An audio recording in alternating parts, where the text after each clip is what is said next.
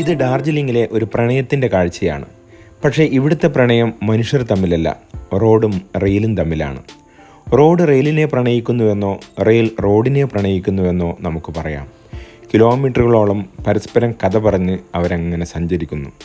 ഒരുപക്ഷെ ഡാർജിലിംഗിലേക്ക് വരുന്നൊരു സഞ്ചാരിക്ക് വീണ്ടും ഇവിടേക്ക് വരാൻ തോന്നിപ്പിക്കുന്ന ഒരു പ്രധാന കാരണം മറ്റെവിടെയും കാണാത്ത ഈ അപൂർവ പ്രണയം തന്നെയാണ്. ലെവൽ ക്രോസുകളും ഓവർ ബ്രിഡ്ജുകളും കണ്ടുവരുന്ന ഒരു സഞ്ചാരി ഈ വഴികളിലൂടെ സഞ്ചരിക്കുമ്പോൾ തീർച്ചയായും അത്ഭുതപ്പെടും. റോഡെന്നോ റെയിലെന്നോ വ്യത്യാസമില്ലാതെ അവ ഇവിടുത്തെ ജീവിതമായി അത്രത്തോളം ഇഴുകിച്ചേർന്നിരിക്കുന്നു. ഇത് ഡാർജിലിംഗിലെ പുരാതനമായ റെയിൽവേ സ്റ്റേഷൻ. ലോക പൈതൃക പട്ടികയിൽ ഇടം നേടിയ ഇവിടെ ഇപ്പോഴും നൂറ്റാണ്ടുകൾ പഴക്കമുള്ള സ്റ്റീം എഞ്ചിനുകൾ ഒരു കേടും കൂടാതെ പ്രവർത്തിക്കുന്നു. കൽക്കരിയുടെ ചൂടും പുകയും കരിയുമൊന്നും കാര്യമാക്കാതെ സന്തോഷത്തോടെ ജീവനക്കാർ ഓരോ സ്റ്റീം എഞ്ചിനെയും യാത്രയാക്കുന്നു.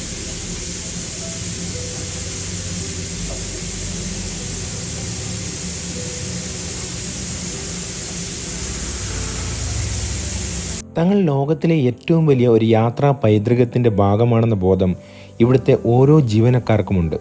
ആ ആത്മാർത്ഥതയും കൃത്യനിഷ്ഠതയും അവരുടെ ഓരോ പ്രവൃത്തികളിലും നമുക്ക് കാണാം.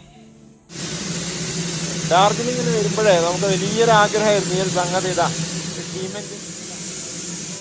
ഡാർജിലിംഗ് നഗരത്തിൻ്റെ ഒത്ത മധ്യത്തിൽ തന്നെയാണ് ഈ റെയിൽവേ സ്റ്റേഷൻ സ്ഥിതി ചെയ്യുന്നത്. മിക്ക റോഡുകളും ഈ റെയിൽവേ സ്റ്റേഷനുമായി തൊട്ടുരുമ്മിയാണ് കടന്നു പോകുന്നതും.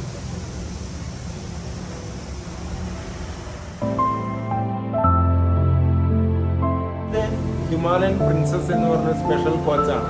ഇത് നമുക്ക് കിടന്നിട്ടൊക്കെ യാത്ര ചെയ്യാം. ഒരു രാജകീയമായിട്ടുള്ളൊരു സംവിധാനം ഇതിൻ്റെ ഉള്ളിൽ. ഗ്ലാസ്സിൽ കൂടെ ഉള്ളിലേക്കുള്ള കാഴ്ചകൾ കാണും, പുറത്തുനിന്നുള്ള കാണാൻ നല്ല കിടന്നിട്ടൊക്കെ യാത്ര ചെയ്യാം. 100 വർഷത്തിലധികം പഴക്കമുള്ള സാധനമാണ്. 1917 ഇത് നിർമ്മിച്ചിരിക്കുന്നത്. ഇതിൻ്റെ ഒരു ബിൽഡ് ക്വാളിറ്റി ഉണ്ട്. മോർ ദാൻ 100 years ആണ് ഇത് പഴക്കം.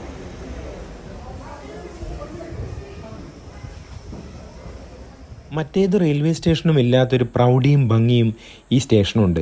താഴേക്ക് നോക്കിയാൽ മലനിരകൾ നിരന്നു കിടക്കുന്ന ഡാർജിലിംഗിൻ്റെ പ്രകൃതി ഭംഗി ആസ്വദിക്കാം.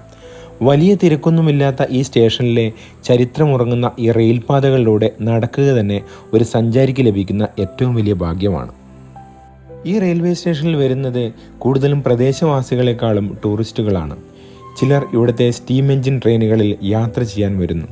മറ്റു ചിലരാകട്ടെ മണിക്കൂറുകളോളം ഈ സ്റ്റേഷൻ്റെ പഴമയും പ്രൗഢിയും ചരിത്ര പശ്ചാത്തലവും ആസ്വദിച്ച് ഇവിടെ ചെലവഴിക്കുന്നു. തണുത്ത കാലാവസ്ഥയും ഇടയ്ക്കിടെ വിരുന്നെത്തുന്ന സ്റ്റീം എഞ്ചിൻ്റെ ഹോണടി ശബ്ദവും ആകാശമുട്ടെ ഉയർത്തിവിടുന്ന പുകപടലങ്ങളും അവർ ആസ്വദിക്കുന്നു. ഈ നിമിഷങ്ങൾ ക്യാമറയിൽ പകർത്തി അവർ സന്തോഷത്തോടെ മടങ്ങുന്നു. 1:50, 2:20 ഇതൊക്കെ ഉണ്ട്. ഈ സമയത്തൊക്കെ 1500 രൂപയാണ് ഒരാൾക്ക് പെർ ഹെഡ്.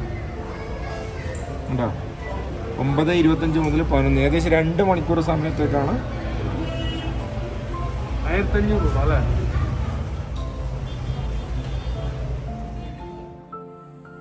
എപ്പോഴും തണുത്ത കാലാവസ്ഥ നിലനിൽക്കുന്ന ഒരു ഹിൽ സ്റ്റേഷനാണ് ഡാർജിലിംഗ്. ഇവിടുത്തെ റോഡുകളാകട്ടെ വളരെ വീതി കുറഞ്ഞതാണ്. പക്ഷേ ഈ വീതി കുറഞ്ഞ റോഡുകൾ തന്നെയാണ് ഈ ട്രെയിനുകൾക്ക് കടന്നു പോകാനുള്ള ഇടവും അവർ ഒരുക്കിയിരിക്കുന്നത്. ലെവൽ ക്രോസുകളോ ഓവർ ബ്രിഡ്ജുകളോ ഇല്ലാതെ പരസ്പര സഹവർത്തിത്വം എന്ന ഒറ്റ കാര്യത്തിൽ ആശ്രയിച്ച് ഇവിടുത്തെ ജീവിതം മുന്നോട്ട് പോകുന്നു. റോഡും റെയിലും ഒന്നിച്ചു പോകുന്നത് അവർക്ക് യാതൊരു പരാതികളില്ലെന്ന് മാത്രമല്ല, അവരതിനെ അഭിമാനമായി കാണുകയും ചെയ്യുന്നു.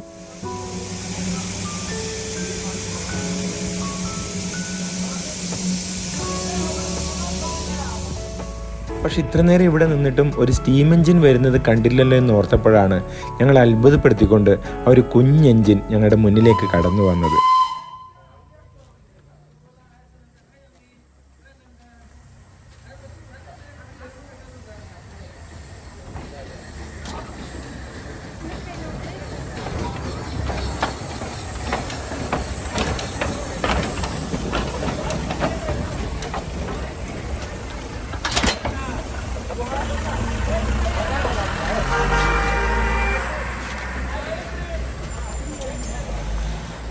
റെയില് ഇടത് ഭാഗത്ത് റെയില്, വലത് ഭാഗത്ത് റോഡ്. ഈ വണ്ടി വരുന്ന സമയത്ത്, ട്രെയിൻ വരുന്ന സമയത്ത് മറ്റു വാഹനങ്ങളൊക്കെ കുറച്ച് ഒതുക്കി കൊടുക്കും. ഓക്കെ, അതെ, ഡാർജിലിംഗ് ഇങ്ങനെ തന്നെയാണ്. ഒരു ചെറിയ പ്രദേശത്ത് ജീവിക്കുന്നത് കൊണ്ട് തന്നെ അവർക്ക് വലിയ സ്വപ്നങ്ങളൊന്നുമില്ല. വികസനത്തിൻ്റെ പേരിൽ ഈ പൈതൃകം തുടച്ചു കളയാൻ അവർക്ക് ആഗ്രഹവുമില്ല. തലമുറകളായി ഈ സഹവർത്തിത്വം അവർ തുടർന്നു പോകുന്നു.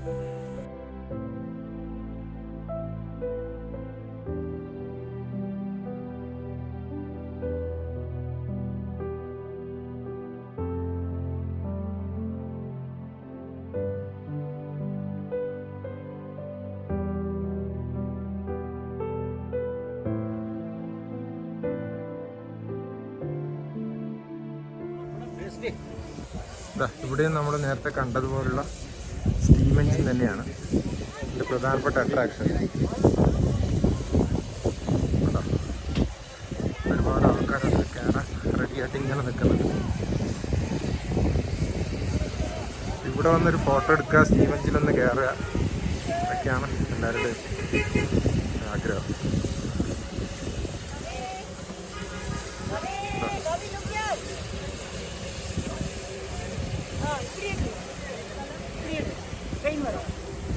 ഇതൊക്കെ ഇങ്ങനെ ഫോട്ടോ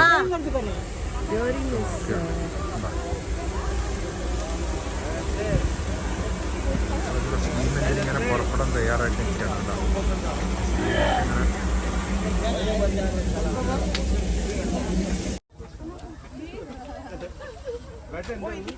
പറകിൽ കാണുന്ന ഈ ട്രാക്കിലേക്ക് കൂടെ 2 റൗണ്ട് ഇങ്ങനെ അടിച്ചു വരാം. ഉണ്ടോ? ഇതിനാണ് ഈ ആൾക്കാരൊക്കെ ഇവിടെ വെയിറ്റ് ചെയ്യുന്നത്. ഡാർജിലിംഗ് ടോയ് ട്രെയിൻ രസകരമായിട്ടുള്ള സ്ഥലമാണ്. ചുറ്റുപാടുകളും ഉണ്ടോ? ഉള്ള പ്രകൃതി മനോഹരമായുള്ള ചുറ്റുപാടുകളാണ്. അതാ ടൗണിൻ്റെ മൊത്തം വ്യൂ ഇവിടെ കാണാം. അതുകൂടാതെ ഈ ടോയ് ട്രെയിൻ ഇതിൻ്റെ മെയിൻ അട്രാക്ഷൻ.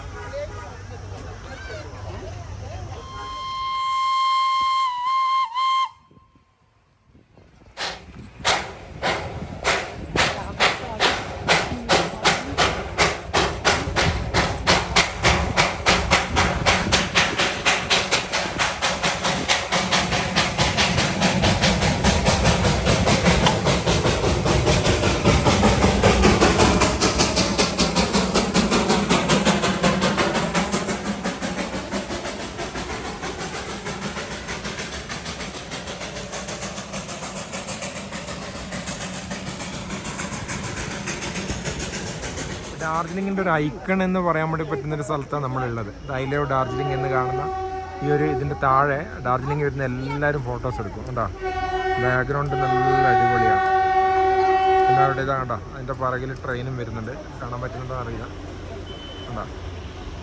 മനോഹരമായിട്ടുള്ളൊരു കാഴ്ചയാണ്. കണ്ടോ? പുറകിന് ട്രെയിൻ ദൂരത്തിന് വരുന്നുണ്ട്.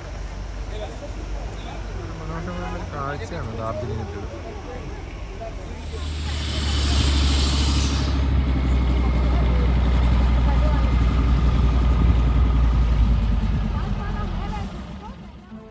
ഉച്ചയോടെ ഡാർജിലിംഗിൽ നിന്ന് സിലിഗുരിയിലേക്ക് ഞങ്ങൾ യാത്ര തിരിക്കുമ്പോൾ കോടമഞ്ഞ് മൂടാൻ തുടങ്ങിയിരിക്കുന്നു. ഒട്ടേറെ യാത്രകൾ നടത്തിയിട്ടുണ്ടെങ്കിലും ഓർക്കുമ്പോൾ മനസ്സിന് കുളിര് പകരുന്ന ഒരു യാത്രയായി മനസ്സിൽ അവശേഷിക്കുന്നു ഡാർജിലിംഗ്. നീലാകാശത്തിൻ്റെ താഴെ പച്ച പരവതാനി വിരിച്ച പർവ്വതനിരകളും കൽക്കരി തിന്ന് പുകതുപ്പുന്ന കുഞ്ഞു സ്റ്റീം എഞ്ചിനുകളും അവ കടന്നു പോകുന്ന റെയിലിനെ പ്രണയിക്കുന്ന റോഡുകളും. ഒരിക്കൽ കൂടി വരണം തീർച്ചയായും. ചാനൽ ഇതുവരെ സബ്സ്ക്രൈബ് ചെയ്യാത്തവർ തീർച്ചയായും ഇപ്പോൾ തന്നെ സബ്സ്ക്രൈബ് ചെയ്യുക. ഇനി നമ്മുടെ അടുത്ത യാത്ര കൊങ്കൺ റെയിലിൻ്റെ സ്പന്ദനങ്ങൾ തേടിയാണ്. വീണ്ടും കാണാം. നന്ദി.